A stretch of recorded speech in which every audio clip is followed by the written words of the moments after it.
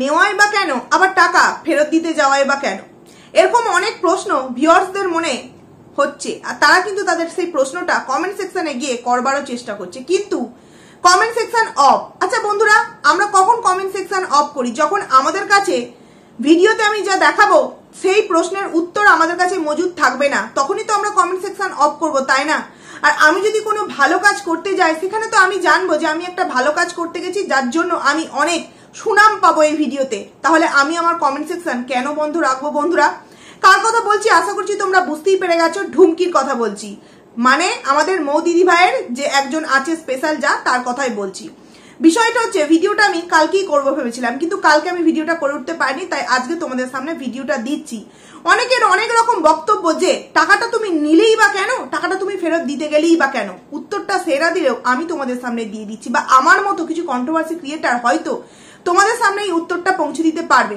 দেখো, যখন টাকাটা নিয়েছিল সে তখন এই অধিকারে টাকাটা নিয়েছিল যে আমি যেহেতু এই জিনিসটা করাতে সাহায্য করেছি, তাহলে টাকার পুরোপুরি ভাগদার আমি হব। যদিও সে সেটা করেনি, কারণ কি, যে করে দিয়েছে লক্ষ্মীর ভান্ডারের টাকাটার জন্য সে কিন্তু নিজে আমাদের কমেন্ট সেকশনে এসে কমেন্টস করেছিল কি, যে সে এবং মানে তার মা এবং আরো একজন পাশের বাড়ি এবং এই ঢুমকি শাশুড়ি মার একসাথে কিন্তু ফর্মগুলো জমা দিয়েছিল, এবং একসাথে কিন্তু একই দিন থেকে টাকা ঢোকা আরম্ভ করে। সেখান থেকে কিন্তু আমরা প্রমাণ পেয়ে গেছিলাম যে ঢুমকি কোনো রকম কোনো কিছু করেনি, হয়তো কথাবার্তাটা বলে দিয়েছিল। তার মানে এমনটা তো নয় তুমি কথাবার্তা বলেছো বলে শাশুড়িমার বয়স্ক ভাতার যে টাকা পাবে বা লক্ষ্মীর ভান্ডারের যে টাকা পাবে তুমি তার ভাগিদার সম্পূর্ণভাবে হয়ে যাবে। এরকমটা কি কখনো হতে পারে? এই কথাটা সে কখনোই ভাবতে পারেনি যে মৌ দিদিভাই কখনো সোশ্যাল মিডিয়ায় জানাতে পারে, কারণ কি, এ প্রথম থেকেই মৌ দিদিভাইকে নরম প্রকৃতির মানুষ রূপে দেখে এসছে এবং জেনেও এসেছে। সে বুঝতেও পারেনি যে এক মাস পর মৌ দিদিভাই এই কথাটা আমাদের সামনে কোনো না কোনো সময় বলবে। আর কেনই বা বলবে না বলো তো? দুদিন পর মানে কখনো যদি বড়মার কিছু একটা হয়ে যায়, না হোক 100 বছর বাঁচুক, না হোক কিছু, তখন কিন্তু এই প্রশ্ন উঠবে যে টাকাটা কোথায় গেল। তখন তার মানুষ জানবে না যে টাকাটা কোথায় গেল। তাহলে সেই প্রশ্নের, যাতে সেই প্রশ্নের মুখোমুখি না মৌ দিদিভাই এবং কল্লোল দাদাভাইকে হতে হয়, সেই কারণে কিন্তু সে আমাদেরকে 1 মাস পর কথাটা বলেছিল। কারণ কোথাও না কোথাও ভেবেছিল যে টাকাটা নিয়ে গেছে সে হয়তো ভিডিওর মধ্যে বলবে যে আমি আমার শাশুড়ি মায়ের যে লক্ষ্মীর ভান্ডারের টাকা সেটা আমি নিয়ে এসেছি, আমার কাছে রেখেছি, শাশুড়ি মার কোনো অসুখ বিসুখ বা কোনো প্রয়োজন পড়লে টাকাটা আমি দিয়ে আসবো। হয়তো এটা মৌ দিদিভাই ভেবেছিল, কিন্তু সে যখন দেখলো যে না, এই ঢুমকি সেই কথাটা তার ভিডিওতে বললো না, তখন কিন্তু মৌ দিদিভাই নিজেদেরকে ভালো রাখতে, সেফটি রাখতে কথাটা কিন্তু জানিয়েছে এবং খুব ভালো একটা কাজ করেছে। এইবার চলে আসি সেই টাকা নিয়ে অনেক অনেক ভিডিও নামলো, অনেক অনেক কিছু হয়ে গেল, বাংলাদেশি, এই দেশি, ওই দেশি, মৌ দিদিভাইকে নানান রকম কটাক্ষের শিকার কিন্তু হতে হয়েছে। অবশেষে কিন্তু ঢুমকি একদিন সিদ্ধান্ত নিয়ে ফেললো কি, যে না, তাকে টাকা ফেরত মানে দিতে যেতেই হবে এনি হাও। সকালবেলা রান্না বান্না বসিয়েছি যথারীতি, তারপর তার মাথায় ভূত চেপেছে যে আজকে আমাকে টাকাটা দিতে যেতেই হবে। আচ্ছা বন্ধুরা, হঠাৎ করে কি কারোর মাথায় এইরকম ভূত চাপতে পারে? তোমাদের কি মনে হয়? না, বাড়িতে অশান্তি হয়েছে এবং যথারীতি যেই সমস্ত মানুষদের call recording, voice recording phone মানে ওর ভিডিওর মধ্যে দেয়, তাদের সাথেও কিন্তু একটা মনোমালিন্য হয়েছে যে তুই আমাদের পারমিশন ছাড়া কেন আমাদের এই সমস্ত কল রেকর্ডিং সোশ্যাল মিডিয়ায় দিয়েছিস, আমরা সোশ্যাল মিডিয়ায় আসতে চাই না, আমরা কিন্তু এর বিরুদ্ধে স্টেপ নেব। এরকম অনেক ধমকি চমকি কিন্তু দেওয়া হয় তাকে। তার মানে সে যে মিথ্যে কথা বলছে তার প্রমাণ এখানেও পাওয়া যাচ্ছে যে যদি তারা সত্যিই এই ঢুমকির ফলে থাকতো, যে ঢুমকি যে কাজটা করেছে একদম ঠিক কাজ করেছে, তাহলে তারা কেন তাকে সাপোর্ট করতো, তারা তাকে কেন থ্রেট দিত বলতো? দিত তো না। তো তারপর যথারীতি ঢুমকি দেখলাম কালকে হঠাৎ করে মৌ দিদিভাইদের বাড়ি চলে গেছে এবং সেই নিয়ে আমি একটা তোমাদের সামনে ভিডিও দিয়েওছিলাম। তারপর যথারীতি দেখলাম 1 মিনিটের একটা ভিডিও। সেই ভিডিওর মধ্যে আমরা কি দেখতে পেলাম? কোনো একজন মানুষকে আমাদের ভিডিওর মধ্যে দেখানো হলো, সেই মানুষটাকে, সেই মানুষের কাছ থেকেই নাকি টাকা ধার নিয়েছিল এই ঢুমকির শাশুড়ি মা, এবং তাকে দিয়ে বলানো হলো যে টাকাটা কে শোধ করেছে। তো প্রথমেই বলি, সেই লোকটা টাকাটা মানে ধার দিয়েছিল এবং টাকাটা কে শোধ দিয়েছে, বিয়ের আগে না বিয়ের পরে সেটাই ভুলে গেছে। কি অবাস্তব না? তাকে মনে করাতে হচ্ছে সে যথারীতি থতমত খেয়ে গেছে। ঢুমকি যখন বলছে টাকাটা তোমায় কে দিয়েছিল, টাকাটা ধার কে নিয়েছিল, বলছে তোর শাশুড়ি মা। টাকাটা কে তোমায় দিয়েছিল, শোধ কে করেছিল? প্রথমে বললো তোর বাবা দিয়েছিল, তখন ঢুমকি বলছে আমার বাবাকে টাকাটা কে দিয়েছিলাম, আমি তো দিয়েছিলাম। তারপর বলছে আচ্ছা এই যে মানে তোমার কাছে ধারটা নিয়েছিল বিয়ের আগে না পরে, বলছে বিয়ের পরে, অনেক পরে।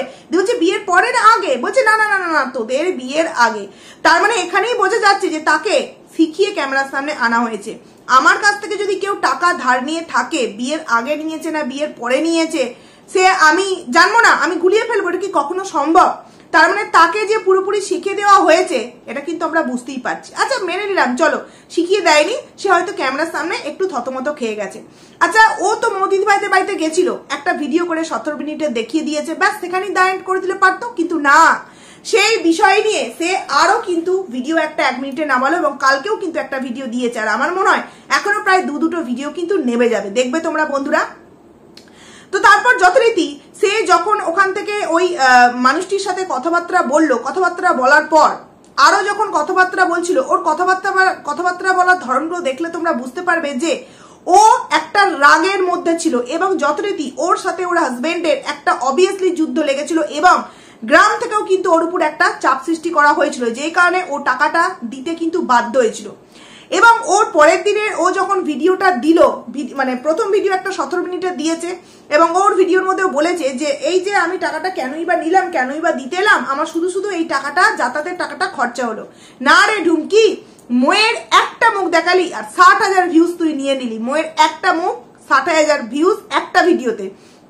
কালকেও যে ভিডিও দিয়েছিস 20,000 ভিউজ হয়েছে, আজকেও আশা করছি ভিডিও দিবি, 1 মিনিটের যে 1.5 মিনিটের একটা ভিডিও দিচ্ছিস তাতেও অনেকটা ভিউজ হয়েছে। মানে মৌদিদি ভাইয়ের সাথে একদিন তুই দেখা করতে এসেছিস এবং 4টে ভিডিও বানিয়েছিস এবং 4টে ভিডিওতে মৌদিদি ভাইকে নিয়ে কথা বলে তুই 9 করেও 1 লাখের কাছাকাছি ভিউজ কামিয়ে নিচ্ছিস। তাহলে এবার হিসাব করে দেখতো, তুই যে টাকাটা দিতে এসেছিস সেই টাকাটা দেওয়ার পেছনে তুই নিজের ইনকামের একটা উদ্দেশ্য নিয়ে তবেই এসেছিস যে আমার আইডিটা অনেকটা রিচটা ডাউন হয়ে গেছে, কারণ মোয়ের না নাম নিলে, মোয়ের না থাম্বনেল দিলে তো আমার ভিডিও চলে না। সেখানে দাঁড়িয়ে তুই একটা প্ল্যান বের করেছিলিস মাথা থেকে। না হলে বলো তো বন্ধুরা, বাড়িতে একটা মেয়ে, হাজবেন্ড যথারীতি ছুটির দিন নয়, তার সত্ত্বেও কোন রকম কোনো রিজার্ভেশন টিকিট কাটা নেই, হট করে একটা মেয়ে একা রাত্রির কালে কখনো বাড়ি থেকে বেরিয়ে পড়তে পারে? ও বললো 6টার ট্রেনটা পায়নি তাই রাত্রির ট্রেনটা পেয়েছে। ভাবো, একটা মেয়ে একা, তার মধ্যে ওর শরীরটাও ঠিক ছিল না, ও নিজেই বলেছে ওর পিরিয়ডস হয়েছিল, যদিও মেয়েরা যাতায়াত করে, কিন্তু তবুও ও তো সবসময় বলে আমি খুব দুর্বল, আমি খুব দুর্বল। তাহলে একটা মেয়ে একা বেরিয়ে গেল, সেখানে তার হাজবেন্ড তাকে মানে শাসন করে থামিয়ে দিতে পারলো না যে না, একে তো তুমি একা যাচ্ছ, তার উপর তোমার শরীরটা ঠিক নেই, তার উপর এতটা রাত হয়ে গেছে। তাহলে এই যে সসীমকে যারা বইয়ের ড্যাশ বলে, মানে ভ্যা বলে, তারা তো কেউ ভুল কিছু বলে না। একটা ছেলে হিসেবে তার এই জায়গায় কিন্তু শাসন করা উচিত ছিল যে রাত কিন্তু অনেক হয়েছে, যেহেতু তুমি সন্ধ্যের ট্রেনটা পেলে না, তুমি 2 দিন পর যাবে, আমার অফিস ছুটি নিয়ে আমরা দুদিন মানে দুজনেই যাব, দিনের দিন যাব, আবার দিনের দিনই চলে আসবো বা পরের দিন চলে আসবো, সেটা তো বললে পারতো। একটা মেয়ে কোন রকম কোনো রিজার্ভেশন টিকিট কাটা নেই, মানে এর সাথে সাথে ও যে ট্রেনটায় যাবো বলছিল সেটাও পেলো না, অন্য একটা ট্রেনে গেল যেটাতে কিনা লেডিস কামরা নেই, জেনারেল কম্পার্টমেন্টে ওকে যেতে গেল। তার মানে বুঝতে পারছো কতটা দুঃসাহসিক মেয়ে এই ঝুমকি, এবং সে কিভাবে সসীমকে পুরো একদম এইভাবে আঙুলের ডগায় নাচাচ্ছে। এবং সসীম নাচলেও কোথাও না কোথাও রিয়েলাইজ তো করছে যে সমস্ত কিছুর মূলে হচ্ছে আমার বউ, যদি না টাকাটা আনতো লোভ করে, তাহলে আজকে হয়তো এইরকম একটা দিন দেখতে হতো না, বা আমাদের যে সমস্ত মানুষগুলোর সাথে ভালো একটা সম্পর্ক ছিল, মানে তাদের যে সমস্ত রিলেটিভ, তারাও আমাদেরকে এইভাবে ফোন করে থ্রেট দিত না। এরপর চলে আসি বন্ধুরা, একা গেল তো গেলই, যাওয়ার আগে যথারীতি সসীম তার বাবা মাকে বলে দিয়েছে যে ও এরকম যাচ্ছে, গেল। তারপর দিন মাকে সাথে নিয়ে চলে গেছে মৌদিদি ভাইদের বাড়ি দেখা করতে। এইখানে একটা কথা যেটা কিনা আমার সত্যি খুব হাসি পেলো, ওর পরের দিন যে ভিডিওটা সেখানে কিছুটা অংশ মিউট করেও বলছে যে এইখানে আমি একটা কথা বলে রাখতে চাইছি, মৌদিদি ভাই নাকি পরের দিনের কন্টেন্ট হবে যে ভদ্রতার খাতিরে বাড়িতে তাদেরকে আসতে বলেছি, মানে ঘরের মধ্যে, এবং বসতে দিয়েছি, এটা নাকি পরবর্তী কন্টেন্ট হবে। আচ্ছা ঢুমকি, তুই কি করে জানলি যে পরবর্তী কন্টেন্টে মৌদিদি ভাই এই কথাটা বলবে? কই দেখলাম না তো মৌদিদি ভাইকে ভিডিও দিতে। মৌদিদি ভাই যথারীতি রাত্রির বেলা খুব সুন্দরভাবে একটা 4 মিনিটের, তোর মতো 17 মিনিটের নয়, 4 মিনিট না 5 মিনিটের একটা ভিডিও দিয়ে টাকাটা যে দিয়ে গেছি সেটা সুন্দরভাবে আমাদের সামনে কিন্তু জানিয়ে দিয়েছে। তোর মতো মাথার মধ্যে কিন্তু সবসময় কুটপ্যাচালি ঘোরে না, সে নিজেদের জগতে ব্যস্ত, নিজের বেবি পৃথিবীতে নিয়ে আসার জন্য সেই একদিকে ব্যস্ত, নিজেদের ইনকাম নিয়ে ব্যস্ত, এক তো ওয়াইটি, তারপর নিজেদের বেবি, তারপর নতুন একটা ব্যবসা আরম্ভ করেছে লাইভে এসে জামা কাপড়ের যে বিজনেস করছে, তারা তাদের মতো ব্যস্ত। তোর যেমন সারাদিনে মাথার মধ্যে কুটপ্যাচালি ঘোরে না, কি করে মৌকে এই করবো, কি করে মৌকে ওই করবো, মৌদিদি ভাইয়ের মাথায় ওই সমস্ত কিছু ঢোকাবার মতো সময় নেই। যেই কারণে তুই যেটা বললি আগে ভাগেই তুই জেনে গেলি যে পরের দিনের নাকি মৌদিদি ভাইয়ের কন্টেন্ট হবে, ঘরের মধ্যে ভদ্রতার খাতিরে তাদেরকে আসতে বলে বসতে দিয়েছি। কারণ কি তুই এটা করিস, মনে এক থাকে আর তুই অপরিযুক্ত আর একটা দেখাস, তার জলজান্ত প্রমাণ কি দেবো জানিস? ঠাকুকে খুব ভালোবাসতিস, তোর ঠাকু নাকি তোকে খুব ভালোবাসতো। তোর ঠাকু যখন মানে ঝুমকির ঠাকু যখন বেঁচে ছিল তখন কিন্তু বলে গেছিল যে তুই কিন্তু আমার ছেলেটাকে তোর ছেলের মতো করে দেখিস, ভালোবাসিস। বলেছিল হ্যাঁ আমি দেখবো, যত্ন করবো, ভালোবাসবো। যখন ঠাকু গত হয়ে গেল তারপর যথারীতি এই কাকুর জন্য কোনো সময় কি কিছু ঝুমকি করেছে? আচ্ছা আজকে যখন ও এলো শুধুমাত্র ঝগড়া করবার জন্যই যে এসেছে এবং ভিউজ কামাবার জন্য যে এসেছে পুরোপুরি বোঝা গেল। যখন এলো তখন তো জানে আমি যাচ্ছি আমার শাশুড়ি মায়ের সাথে দেখা করতে, কই কয়েকটা ফল তো ঠাকুর শাশুড়ি মায়ের জন্য নিয়ে এলো না। আচ্ছা শাশুড়ি মায়ের কথা বাদে দিচ্ছি, টাকা দিচ্ছি সে কিনে নেবে, কাকুটা যে পাশে পড়ে রয়েছে সেই কাকুর জন্য কই কিছু আনলো না, তো খালি হাতে চলে গেল। তাহলে এই যে দায়িত্ব, এই যে কর্তব্য, এগুলো তো ওকে কখনো পালন করতে দেখি না। তাহলে যেই মেয়েটা তার শ্বশুর বাড়ির কোনো মানুষের প্রতি কোনো দায়িত্ব কর্তব্য দেখাবে না, তাহলে সেই মেয়েটা আবার কি করে আশা করবে যে আমার কোনো অসময়ে আমার শ্বশুর বাড়ির কোনো মানুষ আমাকে সাহায্য করবে? তোমরা একবার ভেবে দেখো তো। ও তো এলো, শাশুড়ি মায়ের জন্য কিছু এনেছে, কাকা শ্বশুরের জন্য কিছু এনেছে, একবার পর্যন্ত কাকা শ্বশুরের সাথে দেখা করেছে সেটা তোমাদেরকে দেখিয়েছে? ও জাস্ট এসেছিল হিংসার বশবর্তী হয়ে মৌকে কিভাবে সবার সামনে ছোট করা যায়। দেখ তুই তোর কিছু ভিউয়ার্স আছে তাদেরকে বোকা বানাতে পারলেও আমাদেরকে অন্তত বোকা বানাতে পারবি না, কারণ তুই আগেভাগেই জেনে গেলি যে মৌ দিদিভাই নাকি পরের দিনে কন্টেন্ট করবে কি যে আমি ভদ্রতার খাতিরে ঘরে বসতে দিয়েছি। তার পরিপ্রেক্ষিতে তুই কি উত্তর দিয়ে দিলি? কই আগে তো আমি অনেকবার গেছি, কই আমাকে তো বসতে বলিনি, এইবার আমি টাকা নিয়ে গেছি বলেই আমাকে বসতে বলেছে। আচ্ছা মৌ দিদিভাই কি করে জানলো যে তুই টাকাটা ফেরত দিতে সেই দিন গেছিস? তারা তো জানতোই না তুই যাবি, তাই না? তারা তো হতবাক। যথারীতি দেখেছিলাম কল্যাণ দাদা ভাই একদম প্যান্ট পরে খালি গায়ে ছিল, যাই দেখলো যে ঝুমকি ভিডিও করছে, মানে ভিডিও হচ্ছে, তখনই কিন্তু একটা গেঞ্জি পরে নিল। মৌ দিদিভাই ঘরে আসতে বললো। আর এই থেকেই বোঝা যায় না এই মৌ দিদিভাই শিক্ষা, মৌ দিদিভাই বাবা মার যে মানে ছোট থেকে মানুষ করা শিক্ষা, ভদ্রতা, নম্রতা তার মধ্যে কিন্তু কুটকুটকে আছে, যেটা তোর মধ্যে এক অংশে নেই। তোকে যে বসতে বলেছিল তুই একটু বড় তাদের বাড়ি বসেছিলিস? বসিসনি। কারণ কি তোর মধ্যে একটা অহংকার আছে, জেদ আছে, যে তুই একজন সরকারি চাকরির বউ, যেটা কিনা তুই রাস্তার মাঝখানে ওই ফলওয়ালাদের সামনে বলছিলিস। তো সেখান থেকে দাঁড়িয়ে তুই যে বললি না যে টাকাটা নিয়ে গেছি বলে বসতে বলেছে, নচেত আগে তো অনেকবার এসেছি বসতে বলেছে, তুই কোনোদিনও আগে গিয়ে মৌ দিদিভাই দরজার সামনে ওই রকম নখ নেড়েছিস না? আশেপাশে গেছিস, স্টাইল দেখিয়েছিস, এই করেছিস ওই করেছিস, চলে এসেছিস। আর কোন মুখে মিথ্যে কথা বলিস? বন্ধুরা তোমাদেরকে বলছি, যখন ঠাকুর গত হয় তখন কিন্তু এই ঝুমকি প্রথম দিন থেকে ভিডিও করেছে, মৌ দিদিভাই ভিডিও করেনি। মৌ দিদিভাইয়ের নামে নানান রকম মিথ্যে কথা, কোনো রকম নিয়ম পালন করেনি, এই করেনি, কিচ্ছু করেনি, নাকি ছড়া জল দেয়নি, বুকে গীতা দেয়নি। তখন যখন মৌ দিদিভাই নামে বারংবার এই ঝুমকি মিথ্যে কথা বলছিল, তখন আমরা মৌ দিদিভাইকে বলি যে প্লিজ মৌ দিদিভাই তুমি ভিডিও দাও, নাহলে অরিজিনাল তথ্য আমরা জানতে পারছি না। যখন মৌ দিদিভাই ভিডিও করে সমস্ত কিছু আমাদের সামনে ক্লিয়ার করে দিনের পর দিন দেখাতে থাকে, তখন ঝুমকি বলে যে আমি তো তখন ছিলাম না, আমাকে পাড়া প্রতিবেশীরা যা বলেছে আমি তাই তোমাদের সামনে বলেছি। আরে তোমাকে কোন পাড়া প্রতিবেশী কি বললো সেটা তুমি একদিনের ভিডিওতে বললে ঠিক আছে, ভুল মেনে নিলাম। প্রতিদিনের ভিডিওতে, যে কদিন মৌ দিদিভাই ভিডিও দেয়নি, প্রতিটা ভিডিওতে মিথ্যে কথা একের পর এক বলতে থাকছিল, তাহলে সেই সময় ওর মনে ছিল না যে আমি তো নিজের চোখে দেখিনি, আমাকে কেউ বলছে আমি সেটা বলছি? তাহলে তুই সেখানে তখন কিভাবে বলতে পেরেছিলিস? কারণ কি তোর ব্রেনে সবসময় ওই মৌ দিদিভাইকে ছোট করার একটা প্রবণতা থেকে থাকে। কিন্তু কি জানিস তো, মাথার উপর ভগবান আছেন, ওই কারণেই সমস্ত কিছু পর্দা কিন্তু একের পর এক ফাঁস হয়ে যাচ্ছে বন্ধুরা। সেখানে দাঁড়িয়ে মৌ দিদিভাই কিন্তু ওর সাথে যেচে যেচে কথা বলেছে, কাজকর্মে যখন কাজকর্ম হচ্ছিল ঠাকুর সেই সময় যেচে যেচে কথা বলেছে, পাশে বসেছে, ও বসেছে পুজোতে, দুধ দিয়ে এসছে গিয়ে, যতটুকুনি যা করার ততটুকুনি কিন্তু করেছে বন্ধুরা। তারপরেও কিন্তু তার মেয়ে যখন মৌ দিদিভাইদের রুমের সামনে গেছিল তাকে ডেকে কথা বলেছে, কিন্তু ঢুমকি কোনো সময় কি কোনো নিয়ম কর্তব্য দেখিয়েছে তাদের প্রতি? তাহলে ও কি করে আশা করে যে এরা মানে মৌ দিদিভাইরা ঢুমকিদের প্রতি কর্তব্য ও দায়িত্ব পালন করবে?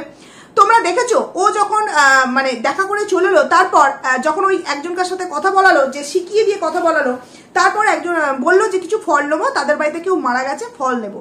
তাদের বাড়িতে মারা গেছে বলে নিজের বাবার বাড়ির তরফের লোক বলে তাদের নিয়ম রক্ষার্থে ফলগুলো নেওয়া হলো। একটা আনারস আর কিছু আম, কিছু ফল কিনে তো কাকুকেও দিলে পারতো, শাশুড়িকেও দিলে পারতো, কিন্তু কি দিয়েছে বন্ধুরা? দেয়নি। বুঝতে পারছো এ কতটা তার শাশুড়ির প্রতি, তার শ্বশুর বাড়ির প্রতি দায়িত্ব কর্তব্য পালন করে? যেই মৌ দিদিভাই প্রতিনিয়ত তাদেরকে দেখছে, রোগ বিসুখ যাই হোক দেখাশোনা করছে, খাওয়াচ্ছে, সমস্ত কিছু। একটা মানুষের দায়িত্ব নেওয়া মানে তো শুধু খাওয়ানো নয়, তার রোগ বিসুখ দেখা, তার পরনে শাড়িটা দেখা, সমস্ত কিছু এ টু জেড। কিন্তু তারা দূর থেকে থেকে শুধু একটা কথাই বলে, চলে আসুক, ট্রেনের ভাড়া দিয়ে দেবো, এই দিয়ে দেবো, ওই দিয়ে দেবো। আরে তুই তো এলি, এসে কতটুকুনি দায়িত্ব কর্তব্য তুই পালন করলি? শাশুড়ির কথা বাদ দিচ্ছি, শাশুড়ি না একবার বড় বউয়ের কাছে বড় বউয়ের মতো বলছে, ছোট বউয়ের কাছে ছোট বউয়ের মতো, কাকা শ্বশুর তো এর মধ্যে নেই, তাহলে কাকা শ্বশুরের জন্য একটু কি ফল নেওয়া গেল না? যেমনটি ওই তোর বাবার বাড়ির কার কি হয়েছে তার জন্য ফল নিলি, সেরকম এদের বাড়ির মানুষগুলোর জন্য একটু ফল নেওয়া যেত না? না, এদের প্রতি তো কোনো দায়িত্ব কর্তব্য তুই পালন করবি না, এটা তুই প্রথম দিন থেকে, বিয়ে করার প্রথম দিন থেকে তুই মানে পুরোপুরি সিদ্ধান্ত নিয়েছিলিস। তারপর বন্ধুরা ফল তো নেওয়া হলোই, একজনকার সাথে কথা বলছিল, তোমাদেরকে আমি টাইমটা মেনশন করছি, 15 মিনিট 46 সেকেন্ডে বললো, একজন জিজ্ঞেস করছে যে কি কারণে এসছে এরকম না, বললো বুড়ির ভাতার টাকা। বুড়ি, শাশুড়িকে বুড়ি বলা হচ্ছে, সেটা আবার কিনা পুরোপুরি ওপেন ক্যামেরায়। তার মানে বুঝতে পারছো, মুখের ভাষা দেখেই বোঝা যাচ্ছে শাশুড়ির প্রতি কতটা মানে ভক্তি, কতটা শ্রদ্ধা। এখানে আমি একটা কথা বলতে চাই, অনেকেই হয়তো আমাকে কমেন্টস করতে পারো যে শাশুড়ি মা যদি সবসময় মোয়ের প্রতি দায়িত্ব কর্তব্য দেখায়, তাহলে ছোট বৌমার কি করে সেই শাশুড়ির প্রতি ভালোবাসা আসবে? না, তোমরা ভুল বলছো। প্রথম দায়িত্ব কর্তব্য কিন্তু মা হিসেবে ছোট ছেলের ওপরেই কিন্তু পালনটা করেছিল। ছোট ছেলেকে লেখাপড়া করবার জন্যই কিন্তু এই লোনটা নেওয়া হয়েছিল। সসীম যতই বলুক যে সে স্কলারশিপ পেয়ে পড়াশোনা করেছে, মানছি পড়াশোনার খরচাটা সে নিজে উঠিয়েছে, কিন্তু যাতায়াত খরচা, হোস্টেল খরচা, এগুলোর জন্যই কিন্তু লোনটা তার মাকে নিতে হয়েছিল। তাহলে সেই জায়গায় দাঁড়িয়ে মা তো অনেকটা স্যাক্রিফাইস করেছে সন্তানের জন্য, সেই জায়গায় সন্তানের কোনো সময় মনে হয় না যে আমার জন্য তো মা এরকম দায়িত্ব পালন করেছে, বৌদির সত্যি এই সময় মায়ের ওখানে থাকা উচিত। তাহলে সেই সময় অন্তত আমি আমার বউকে যাওয়াতে বারণ করবো, ঝামেলা অশান্তি যাতে না হয়। এটা তো চুপ হয়ে যাচ্ছিল আস্তে আস্তে, কন্ট্রোভার্সি তো বন্ধ হয়ে গেছিল। তারপরেও এই ঝুমকি আবার নতুন করে কিন্তু মানে যে আগুনগুলো একদম গুমড়ে গুমড়ে থাকে না, তার মধ্যে এক ফোঁটা ঘি দিয়ে দিল, আবার কিন্তু দাও দাও করে চেগে উঠলো বন্ধুরা। ও বললো কি যে বুড়ির ভাতা টাকার জন্য এসেছি। বুড়িটা কাকে বললি ঢুমকি? বুড়িটা কাকে বললি? ওটা তোর শাশুড়ি, তোর মায়ের, তোর হাজবেন্ডের মা। আজকে যদি তোর মাকে কেউ সোশ্যাল মিডিয়ায় এসে বুড়ি বলে এরকম ভাবে আমরা বলি, সম্বোধন করি, তোর শুনতে ভালো লাগবে? তোর শুনতে ভালো লাগবে? আচ্ছা, এই ভিডিওটা তো সসীমও দেখবে। সসীমও কি যেমন বইয়ের নামে কেউ কিছু বলে হাউমাউ করে একটা 38 মিনিটের ভিডিও নিয়ে বসে পড়ে, অফিস যাওয়ার আগে পর্যন্ত ভিডিও করে তবে অফিস যায়। এই যে মাকে বলা হলো বুড়ি, এই নিয়ে কি বউকে কিছু বলবে ওপেন ক্যামেরার মধ্যে যে তুমি মাকে বুড়ি হিসেবে কি করে ভিডিওর মধ্যে বলতে পারলে? না, এটা তো বউ না। আসলে মা জন্ম না দিলে যে বউ কখনো তার স্বামীকে পেতো না, এটা হয়তো ঢুমকি ভুলেই গেছে। এই কথাটা বললাম বলে অনেকেই আমাকে কমেন্টস করবে, তুমি যে এই সমস্ত কথা বলছো, তোমারও তো শাশুড়ি মা যদি না তোমার স্বামীকে জন্ম দিত, তাহলে তুমি কোথা থেকে পেতে? আমি অন্তত আমার শাশুড়ি মাকে সোশ্যাল মিডিয়ায় এইভাবে এনে বুড়ি কখনো বলার প্রয়োজন মনেই করবো না। অশান্তি ঝগড়া হয় না, প্রত্যেকটা সংসারে হয়, আমার হয় না, আমারও হয়, খুঁটোনাটি হয়, এটা ওটা, আবার পরেক্ষণে নিজেদের মধ্যে মিল হয়ে যায়। এই নয় যে সেটাকে বেচে আমাকে টাকা ইনকাম করতে হবে।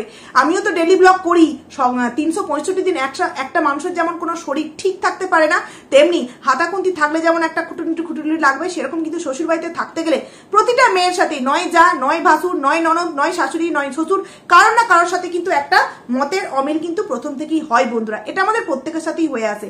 এর মানে এই নয় সেটাকে আমাকে সোশ্যাল মিডিয়ায় তুলে ধরতে হবে। এই যে ঢুমকি, এই যে একবার এলো, এসে যে এত ভিউজ কামিয়ে নিল, ও আগে ভাগেই জেনে গেল যে মৌদিদ ভাই কি ভিডিও দেবে। তোমরা দেখতে পেলে তো মৌদিদ ভাই কোনো ভিডিও দিয়েছে কিনা? কিন্তু দেখো, ঢুমকি গেল, যাওয়ার দিনের একটা 17 মিনিটের ভিডিও দিল, তারপরের দিন একটা 1 মিনিটের ভিডিও দিল, তারপরের দিন আবারও একটা ভিডিও দিল। আমি জানি ও বলেছে যে এখনো অনেক কিছু বলার বাকি আছে, বাড়ি যাওয়ার ভিডিওটা অন্য একটাতে দেখাবো, সেখানেও হয়তো এই সমস্ত কথাগুলোই বলবে। তার মানে একটা মৌকে বেচে 4টে ভিডিও প্লাস কত কত ভিউজ ইনকাম, কত কত টাকা ইনকাম, কত কত সাবস্ক্রাইবার গেন। মানে এইখান থেকেই বোঝা যাচ্ছে যে ঢুমকি তুই মৌ ছাড়া না অচল। মোয়ের নাম না নিলে, মোয়ের ছবি না ইউজ করলে তুই সত্যি সোশ্যাল মিডিয়ায় কিন্তু অচল হয়ে পড়েছিস। তোর যে দায়িত্ব, তোর যে কর্তব্য, তখনই আমরা বুঝতে পারলাম যখন কিনা তোর মা তোর সাথে যাচ্ছে। তোর মা তো কখনো বললো না যে শ্বশুর বাড়ি অনেকদিন পর যাচ্ছি, শাশুড়ির জন্য আর কাকা শ্বশুরের জন্য কিছু একটু নিয়ে চল, না, সেটা নিয়েতে বললো না। অথচ ওর ঠিক টনটনে জ্ঞান আছে যে ওর কেউ একজন কারোর কিছু একটা মারা গেছে, সেখানে ফল দিতে হবে। খুব ভালো করেছিস, দিয়েছিস, কর্তব্য দায়িত্ব পালন করেছিস, কিন্তু এখানেও তো দায়িত্ব কর্তব্য পালন করতে পারতিস।